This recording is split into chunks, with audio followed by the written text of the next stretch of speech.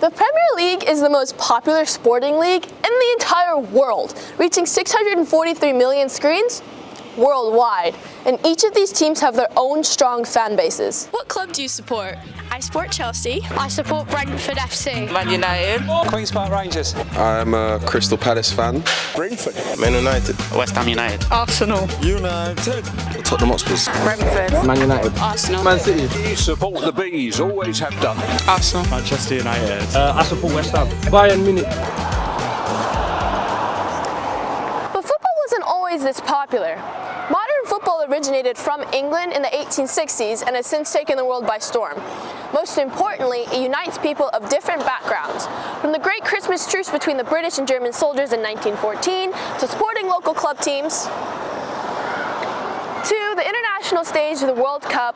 Fans come together collectively to support their teams. London currently has 7 teams in its Premier League: Tottenham, Arsenal, West Ham, Crystal Palace, Brentford, Fulham, and Chelsea.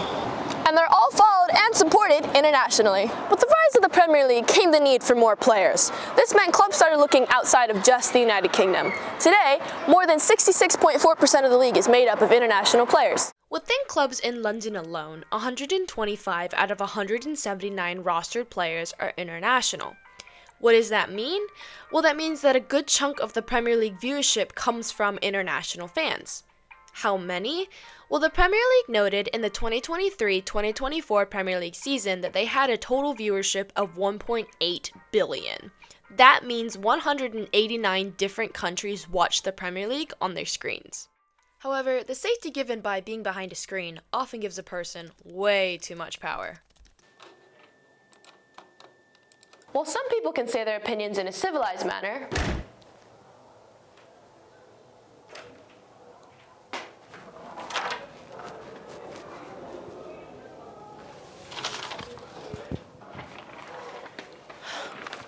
there's always going to be people that say mean things, and in the worst cases, usually it's about their own team. Abuse in football can range from criticizing a player's skill level to commenting on their race. A couple of examples for this include when performing poorly for their respective clubs, Harry Maguire and Brennan Johnson received incredible amounts of backlash online. It got so bad that Brennan Johnson even deactivated his Instagram account. In terms of racial abuse, players like Marcus Rashford and Bukayo Saka received incredible amounts of hate after missing their penalties in the European Championship 2020 finals. It eventually led to the arrest of 11 people due to the nature of the comments.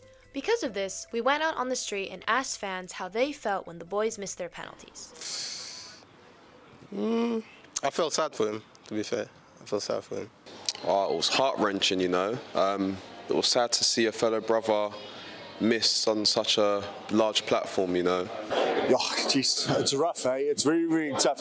A young kid like that missing a penalty on that grand stage is quite it's quite daunting. But you know, the players need to be protected and looked after for that. Us as fans, we just obviously want him to score, but that's the way it is. I didn't feel very good. It was sad.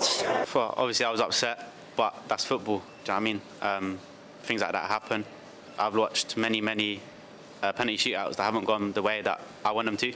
So it happens, and if you're a football fan, you expect that to happen. It can happen, yeah. But abuse doesn't just stop in the professional leagues. It affects players in the lower leagues as well. Yeah, I can think of a few instances. The most recent instance probably happened my most recent game. Obviously, fans usually always heckle you, but in this instance, it was like a corner, and you know, fans are saying, "You're shit. Why on the pitch? Your mullet is shit. You're, you know, just trying to do anything to kind of like throw you off," and it doesn't help, you know.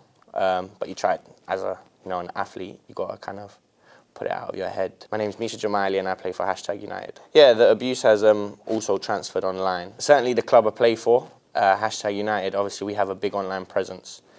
So a lot of the times you'll get comments underneath videos or comments underneath your post. Just basically carrying it on really. Just saying how rubbish you are. And obviously that, especially if you didn't perform that day, you can expect the comments under the video to absolutely like grill you and kill you, and it kind of like, you know, lowers your confidence as normal. In the moment it's tough, but after you do something good, you kind of like turn around to them and give it back also, you know? So, but after, you know, it's like really when you're in bed and you're by yourself, you know, you think about these things, like, because as a player, you don't really like to hear these things, like you want to hear good things all the time, you know? Mentally it affects your confidence, but, you know, you gotta keep a close circle of good friends around you, and then that kind of helps you to build it back up and play again and get better. And obviously having your fans there as well to support does help. As social platforms such as X relax on their policies, online abuse has skyrocketed. In 2023, the Kick It Out charity recorded a 65% uptick in online discriminatory behavior.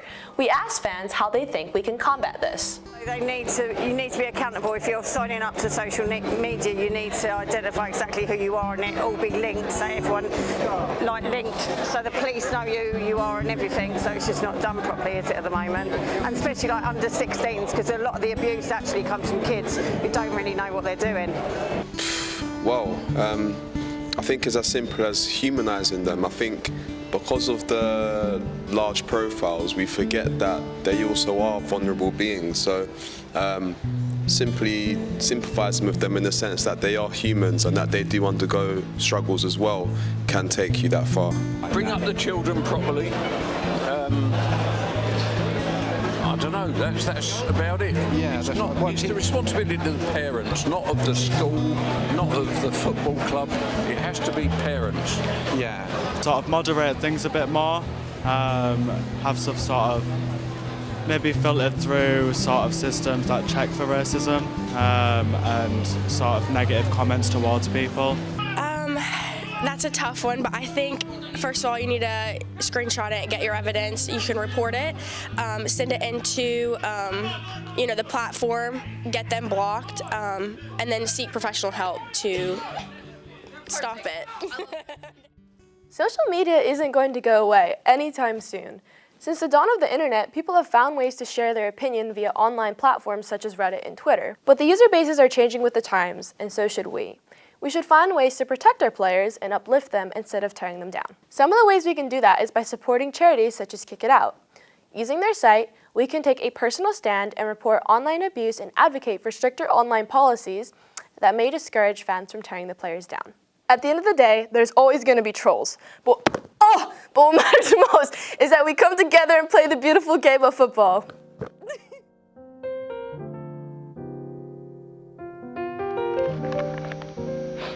What's going on? Meow. No, try it. Oh, just throw it, yeah. Yeah. Throw it hard, like that. Throw it at... Careful of the mic, right? Yeah.